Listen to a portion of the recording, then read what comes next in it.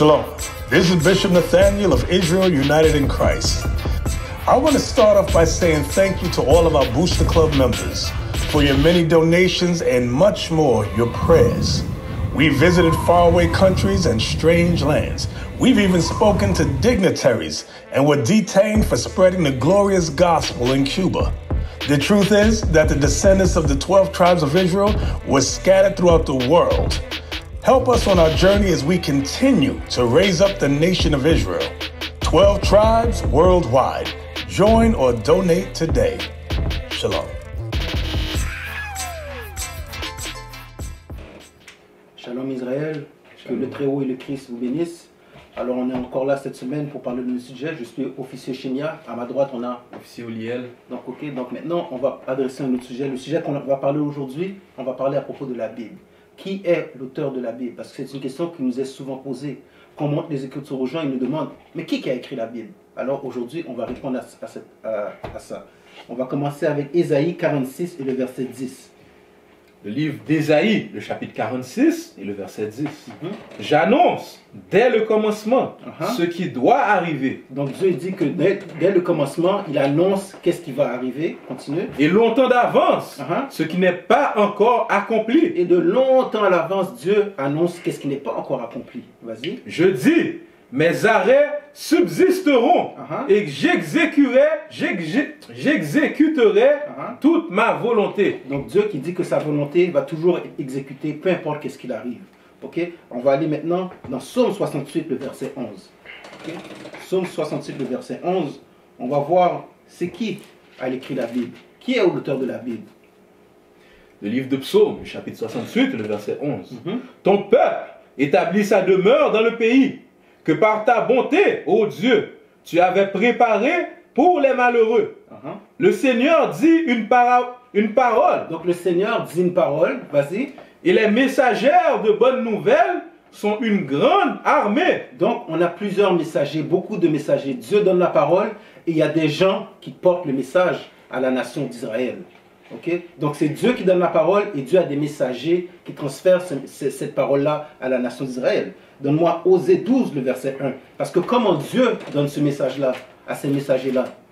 Il y a une façon que Dieu communique avec ces messagers-là. Et on va voir ça dans ce verset-là. Osée 12 et le verset 11. Le livre de Osée, le chapitre 12 et le verset 11. J'ai parlé aux prophètes. Donc Dieu dit que j'ai parlé aux prophètes, vas-y. J'ai multiplié les visions. Donc Dieu parle avec les prophètes. D'une façon qu'il parle, c'est dans des visions. Ok, quand on lit la Bible, plusieurs prophètes, ils ont eu des visions et ils décrivent ensuite qu'est-ce qu'ils ont écrit, qu'est-ce qu'ils ont vu dans leur vision. Continue. Et par les prophètes, j'ai proposé des paraboles. Il a proposé des paraboles, des similitudes. Donc Dieu utilise des paraboles, il utilise des similitudes pour parler aux prophètes. Continue. C'est tout? Ok, donne-moi 2 Pierre 1, le verset 20 et 21. 2 Pierre 1, le verset 20 et 21. Donc Dieu parle à ses messagers, aux prophètes, par des visions. Il utilise des paraboles, il utilise des similitudes. Ok, maintenant on va voir qu'est-ce que le Nouveau Testament dit à propos de ça. Ok, n'oubliez pas le sujet. Qui a écrit la Bible? Qui est l'auteur de la Bible? Jusqu'à présent, on voit que c'est Dieu qui donne le message. C'est Dieu qui donne la parole.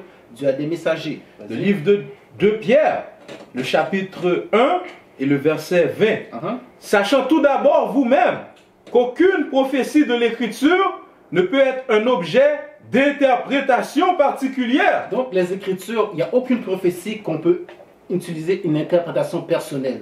Ok, comment on l'interprète? On l'interprète avec la Bible. On utilise la Bible pour interpréter les prophéties. Tu ne peux pas donner ta propre interprétation à une prophétie. Vas-y.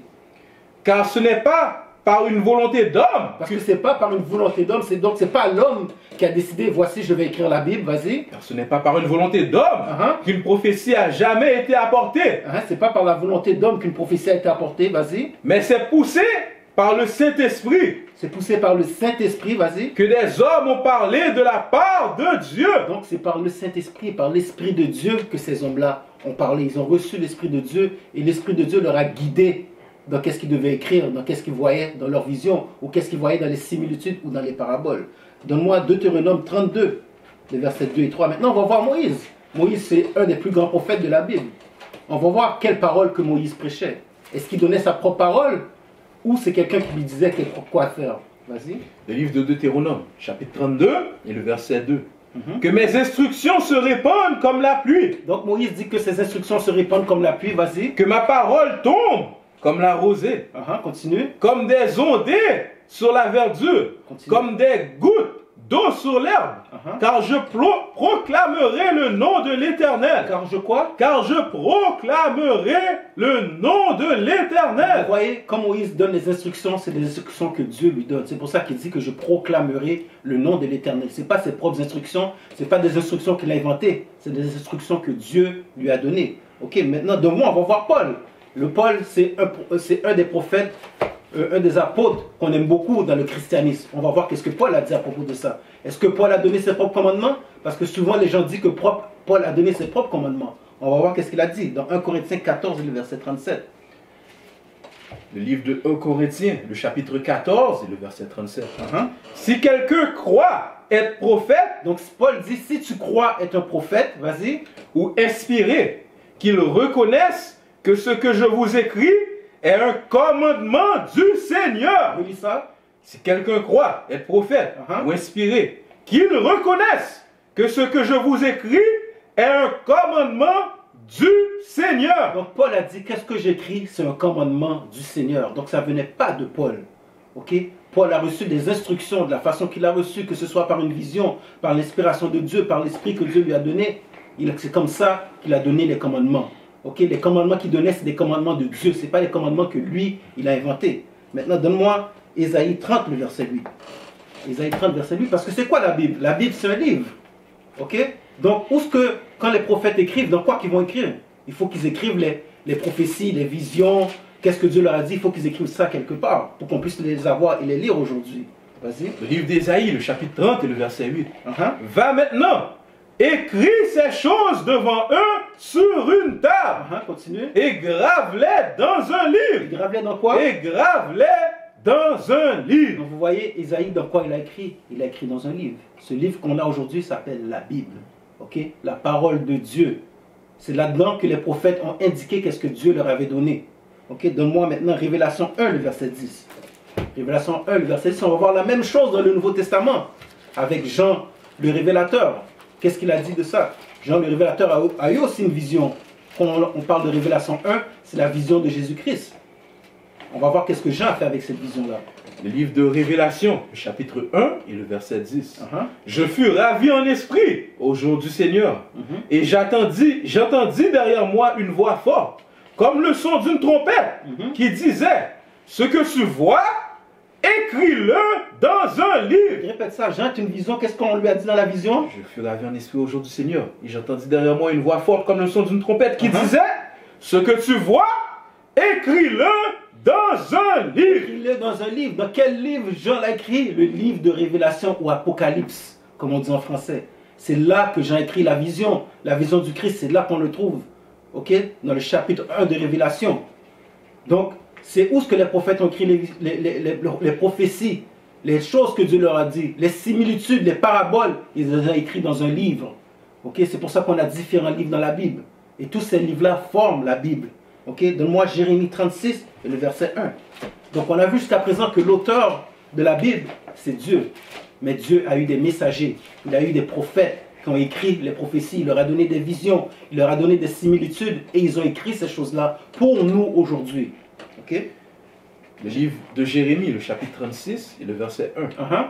La 4e année de Joachim, fils de Josias, roi de Juda. Cette parole fut adressée à Jérémie de la part de l'Éternel. Donc cette parole fut adressée à Jérémie de la part de l'Éternel. Donc c'est Dieu qui a donné cette parole-là à Jérémie. Vas-y. En ces mots, prends un livre.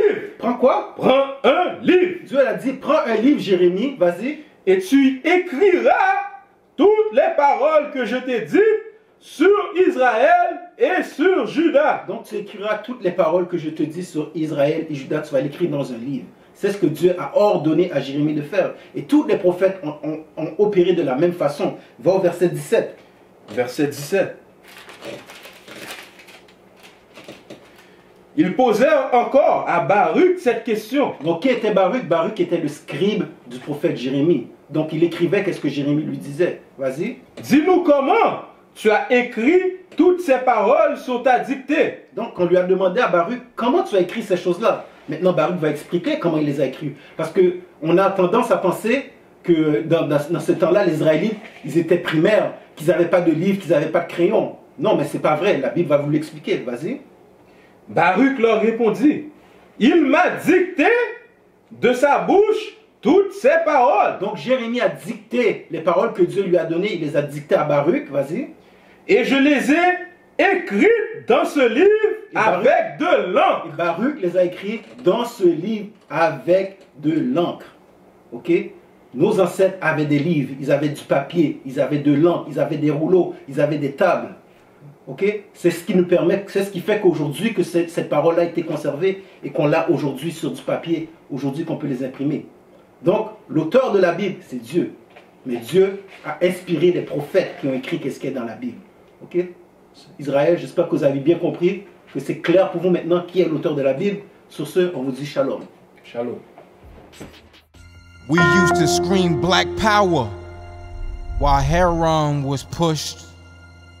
But at the end of the day, nothing's in vain. IUIC has been given a vision. The tents of Judah has risen. Many has attempted the mission. Minor murmuring, omitting, and missing the mark. Just reading that he had the flame of fire in his eyes gave us the spark. We on Paul's mission. We out on the road, purple and gold. From Mexico, Cuba, Haiti, Ghana, Sierra Leone. 144,000 boots banging, concrete crackling. These are our men repented at heart. The scriptures is proof. IUIC, we deliver the truth.